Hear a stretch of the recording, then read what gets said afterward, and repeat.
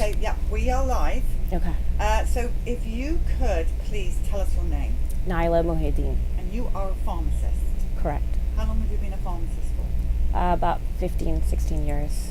When you were training to be a pharmacist, what kind of training did you have on vaccines and the side effects and the potential harm?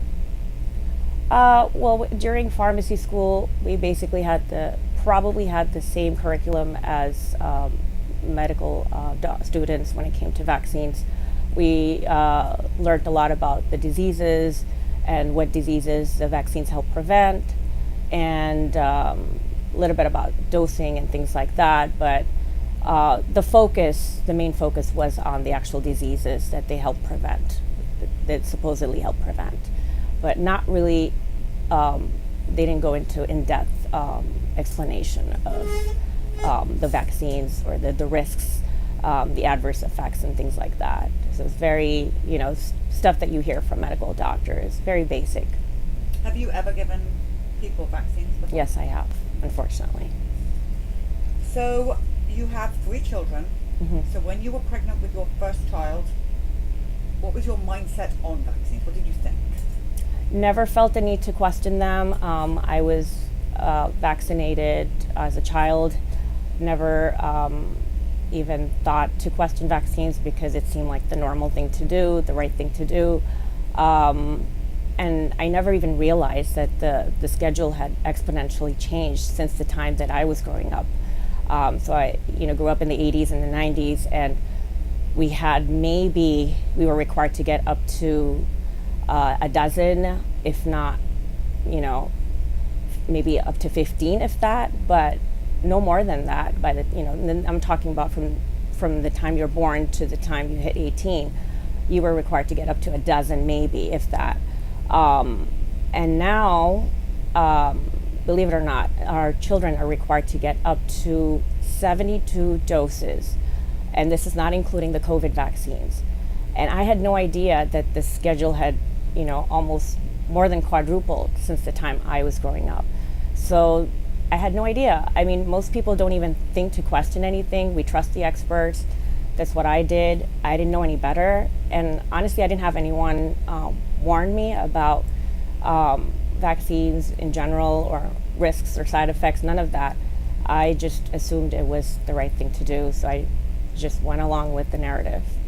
And so your first child was vaccinated up to date, and it's your second child that's got the injury. So my first child received everything up until he was 6, because I made the connection when my middle child is vaccine injured, and she was about 5 when I made the connection to, I made the connection to autism and then started investigating further. So at that point, my son was already 6, I believe. So he had received all his routine vaccinations, including his flu shots, up until he was 6. And then after that, I said, that's it, no more. And so we got a religious exemption for my first child and also my youngest child. And my middle child, who has the autism diagnosis, has a medical exemption. I was fortunate to get it from a local doctor who's a functional medicine doctor. And he gave it to her based on her genetic screening results. So I'm really interested, because you're, a pharmacist, medical training. What was that moment like for you when you realised what's happened to your child? You realised it's the vaccines. Yeah. Was it shock? Well, definitely shock. And actually, it's funny because I happened to meet an autism mom at a mutual friends gathering. And I think she was around 5 at the time, my vaccine injured child. And I met this mom, and I was still clueless, still had no idea, partially because her pediatrician was in denial that there was anything wrong. She kept dismissing my concerns. She said that she was probably following in her older brother's footsteps, and she just had speech delay, and then that she would grow out of it, and it was nothing to be concerned about. So I went along with that, because what mom wants to admit that their child has a lifelong diagnosis. So I didn't even want to consider it, even though I was fortunate. The developmental pediatrician who diagnosed her was quite on top of it. She had ordered some testing to show that there was issues with food sensitivity to gluten and things like that. And she even recommended a gluten dairy-free diet. And she said, I would really recommend this diet. There's studies to show that it helped. And I went back to my pediatrician, my local pediatrician, and I shared her recommendations. And she said, there's only one study that shows that there's some improvement compared to the group that didn't start the diet, and it's not that substantial. And then she asked me, isn't your daughter a picky eater? And I said, yes, she is. And she said, well, in that case, it's not worth your effort. And I just, and that was enough for me. I didn't even bother. I just said, she knows what she's doing. And that's how blind I was. I just trusted the experts. And then going back to, what was the question? I'm sorry. You said my son, when did I... No, what was that moment like? Oh yeah, the moment. So going back to the moment that I met this autism mom, she asked me as we were talking, she realized that I had a child with autism. She said her son did as well, and she said, have you ever looked into the vaccine autism connection? And that was the first person to ever actually ask me this question. And I said, no, I haven't. And she said, you should really look into it. And she said that her son was perfectly healthy until he got his tetanus shot. And within 24 hours, he was a completely different child. And she said that she has videos to prove it. She said her grandma used to FaceTime with him every day. And she noticed on FaceTime that the kid was spinning and acting really, he wasn't his usual self. And she said, is something wrong with him? Is everything okay? And she said, I have videos to prove it. She said, you should really look into the connection. She suggested some resources. And thank God I was, open-minded, and I didn't dismiss her, and I was willing to look into it. I went back and looked at, I think I started out on YouTube. I went and I started searching for videos. Like I saw a lot of parents post before and after videos, kind of like you did in Vax. And, or I don't know if it was you or there were some other parents who shared before and after. And I think there was a couple that really caught my interest, and I was blown away. Like, these kids were, you have one video of a before video where you see this child walking, and they're walking with no assistance whatsoever. And then a week later, you see the same child a week later, and the only thing that changed is that child received a routine vaccination. I don't know which one, but it varied from, depending on which child it was. And all of a sudden, that same child is now struggling to walk and to do the same things that he was already, doing in the previous video. And that really caught my interest. And after watching about a half a dozen, I said, you know what? It really got me curious. I said, I need to go back and look at my own daughter's videos. And I found a video from right before the time that she started, showing these odd behavior that I didn't connect to autism until much, much later. I found some videos, and I was blown away. She was saying her brother's name over and over again, and very clearly. She was interacting with him. She, she was responsive. She was alert. And I didn't even remember that she was saying her brother's name at one point. I had forgotten, because, you forget things. And I was like, wait a minute. She was saying her brother's name. So when did she stop? And then I got curious, and I tried to look for her vaccine records. And I went through the timeline of events and, looked at the dates. And then I realized that the video that I found where she was saying her brother's name, where she was perfectly alert, perfectly normal, was right before she got her MMR and her chickenpox vaccine. And then the videos that I found that following the date where she received those two vaccines, she was, all of a sudden, she was engaging in hand flapping. She was just not herself. She was just lost in her own world, not responsive, and not making any eye contact whatsoever. Her eye contact was gone. And, so I was just blown away. I was just shocked. And then I asked my husband too. I said, do you have videos where, similar videos where you see a change? And he found them, and he pulled them out from his phone, and we were just in shock. So I think the best word to describe it is shock. And, of course, later it was like, I was really upset, especially since, I believed in this being a healthcare provider. I always believed this believed in this lie that vaccines save lives. And for me, it was like a huge blow, to my ego as well, because, I took pride in the fact that I was helping people. And here, now I'm realizing that, we possibly cause harm to people unknowingly, obviously not intentionally, but it was, I think, shock and followed by, like depression and then anger, and I'm still angry. I don't think I've ever gotten over the anger part. I think a part of me is still very upset. I feel like you said, we were deceived by the very system that we trusted to ensure, our children's safety.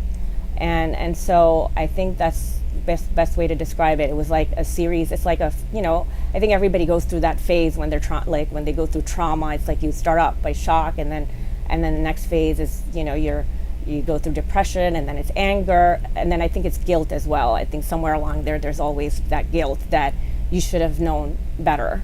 But we're all humans at the end of the day. We make mistakes, but the important thing is that we learn from our mistakes. So I'm grateful that it was a teaching lesson for me, and I use that to teach others and try to help other people and guide them, hoping that their children don't have to face what my child did, and that they don't have to deal with the pain and suffering that we've had to deal with.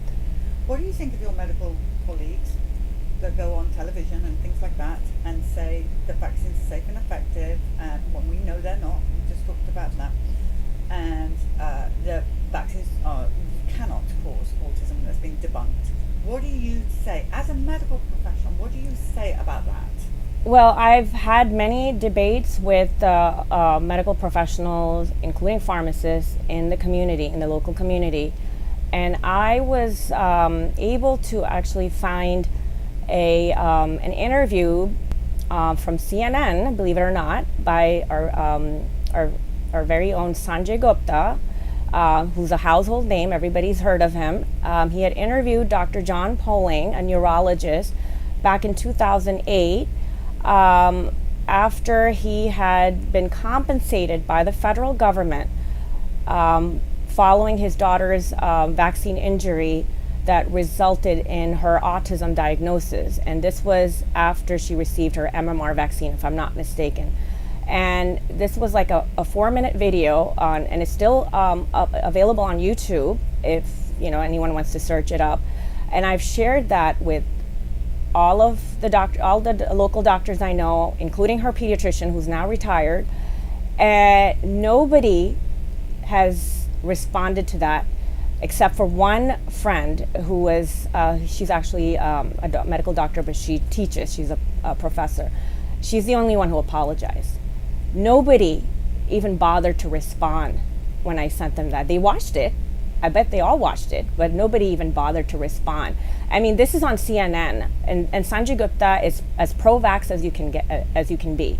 So, I think most people just, when they know deep down inside there's some truth to this, but I think it's because they're so blindsided. They're so, I think part of it is also their ego. They went through all these years of training, so they just don't want to accept that there could be anything wrong in their educational system. They don't want to go there. I think it's just a huge blow to their ego.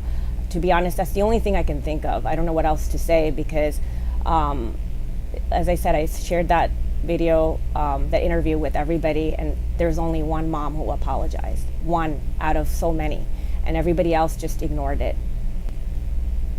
What do you think about the whole COVID shot thing as a pharmacist? The whole safe and effective, Moderna, Pfizer, Johnson & Johnson, and then you look at this bus, for example, and it's full of COVID injuries. Yeah. I knew something was really off from the very beginning. I think I took it seriously for the first 2 weeks when they were saying you need to stay home and try not to socialize and things like that. And then when they kept changing the length of, first they said it was what did they say, it was like a 1 week, or I forget. It's been so long now, but now it's like a blur. But I just remember them changing their flatten the curve. Yeah, they said it was a few weeks, 3 weeks or something. Then they went on and extended it, and they kept extending the length of time. and just something just didn't seem right. And I follow a lot of in doctors who are on our side who question vaccines, who are vaccine hesitant, I guess is the right term. But Dr. Bob Sears is one of them, and he called out. I think it was like a couple weeks after we went into a full lockdown. He shared something on his Facebook, and I reshared it because it made a lot of sense. He said something about COVIDiots or something, and he had a hashtag COVIDiots. And I reshared it, and I said, he's right. There's something really off about this. This is not about COVID or a virus. There's something else. It's about control.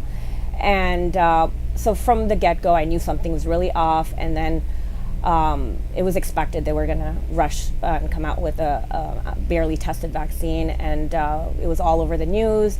And there was already talk of how we have no idea what this technology entails. It's brand new. It's never been done before, and the only time they've even tested it was on ferrets. And in that particular study, every single ferret had died, and because of some phenomenon. Now I can't remember what it was called, so I was very skeptical from the very beginning. And the funny thing is, my colleagues who are generally pro-vax, a couple of them are very skeptical as well, and we're still in touch. And they were completely against the COVID. They did not buy the COVID narrative because they knew something was really off, because there was just too many red flags. And so even the ones who were, we all had to administer the COVID vaccine. Unfortunately, in that environment, we couldn't even say no. You didn't get it. I never got it, thank God. But you gave it. I did have to administer it, and so I finally left that job about a year ago, less than a year ago.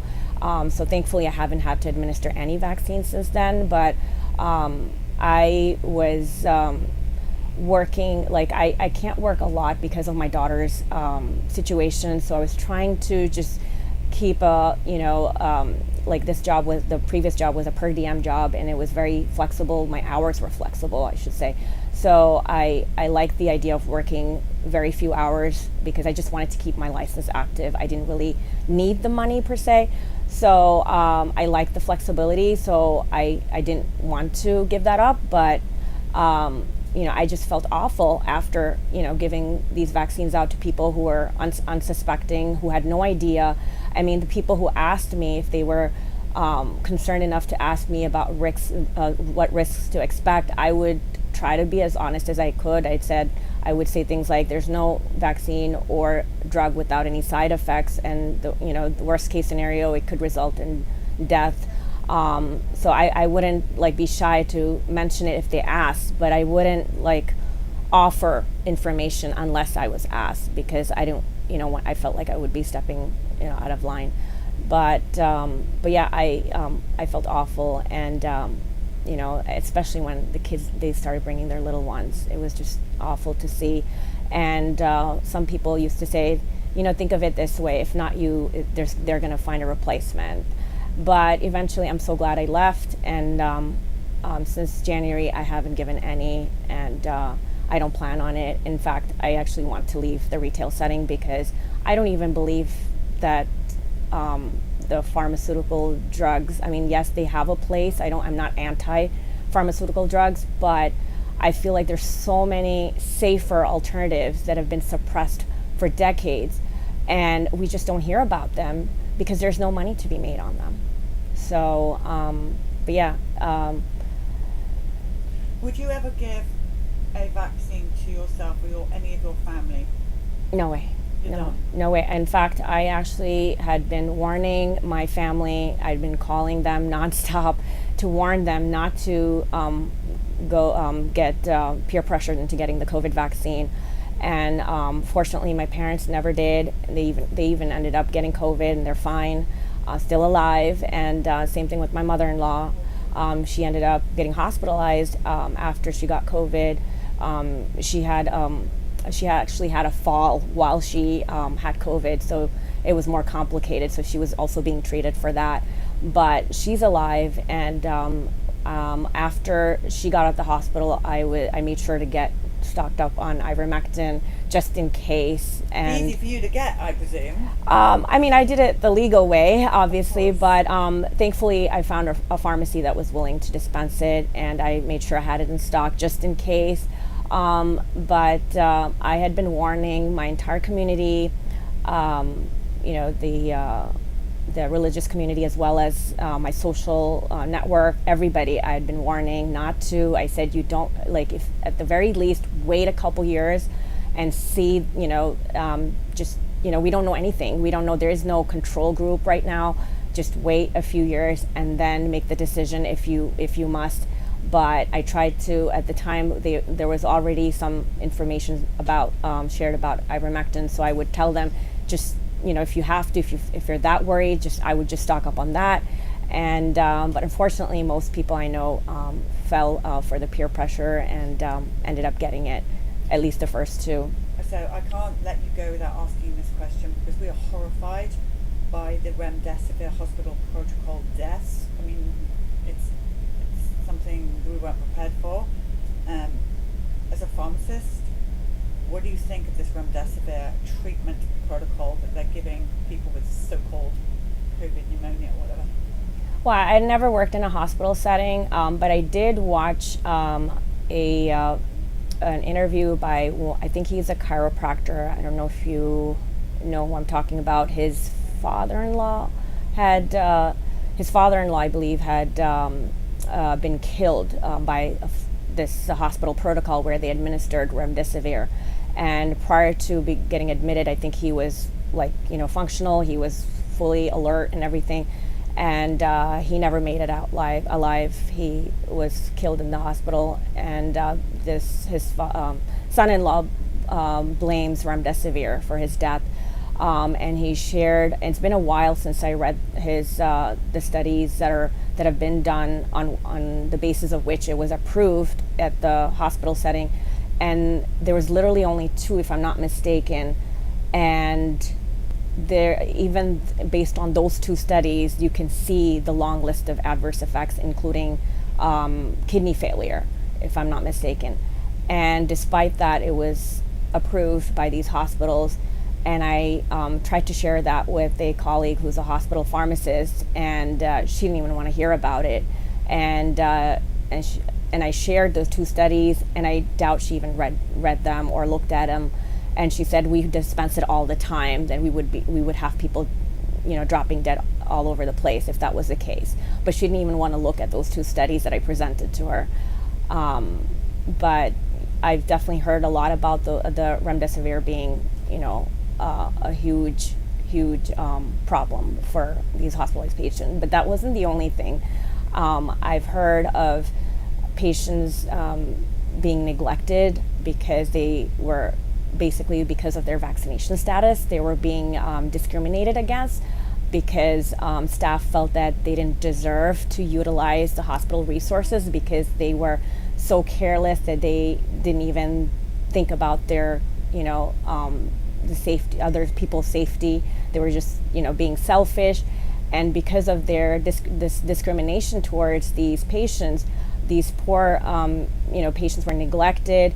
I've read stories about how some of them didn't even receive, like, their basic medications, like they were withheld from getting their blood pressure medications. They were not allowed to see their loved ones.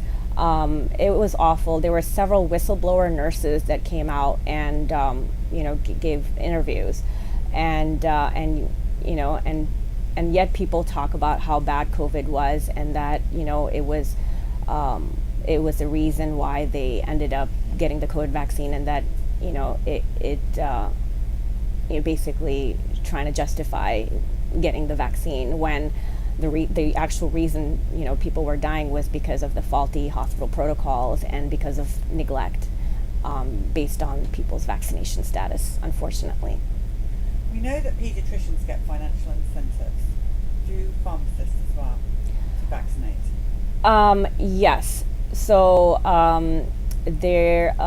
when I was at the chain that I'd been working for the last 14 years, I think the pharmacy manager got a bonus. Like the pharmacy that had the most number of vaccines, that offered the most or administered the most vaccines, they get a bonus at the end of the year. I think that's how it worked. And but it was usually the pharmacy manager, as far as I know. Yeah. All right, so how is your daughter doing today? My daughter is now 12. She's still not conversational. She is, we just started the spelling communication program with her. I'm fortunate that I was exposed to that this year. I had a friend who told me about it, and then we had this documentary that was released in April that was eye-opening. And after I watched that, I said, I have to do this. I have to try this for my daughter. And then I was fortunate to meet one of the adults. He's now an adult who was featured in the documentary, Vincent Renisella from Philadelphia. He's local to us, so he had come down for the screening in July, and I got to meet him in person. And I talked to Honey and got some information, and we started right away. And my daughter's already doing really well with it, so I can't wait for her to start open communication. And then on the medical side, we're still, a work in progress. We have a long way to go, but I'm trying to stay optimistic. It's not not a sprint; it's a marathon. So you have to keep going, and I'm hoping, God willing, that she will be healed eventually. And your third child just had a few shots? My third one, I think she was around 3 when I finally, decided that I'm done. We're not going to do any vaccines, and so I stopped her at 3. And if I could do it all over again, none of my kids would have gotten a single vaccine. Unfortunately, I didn't know any better, so I think all of them will need to be detoxed. But going forward, though, we're not going to be getting anything. And my kid my eldest has even been overseas, and he was told he needed to get meningitis and the COVID vaccine, but he didn't get anything, and nobody asked. And my middle one already has a medical exemption, so I'm not worried. But yeah, if we're going to be in a situation where we have to travel and they require vaccination, proof of vaccination, we may just have to hold off until the timing is right. But we're not going to subject ourselves to this again ever. No. Never. For anything? No. Not worth it. Not worth it. Thank you so much for being so brave and telling us. Thank you so much for having me. Appreciate it.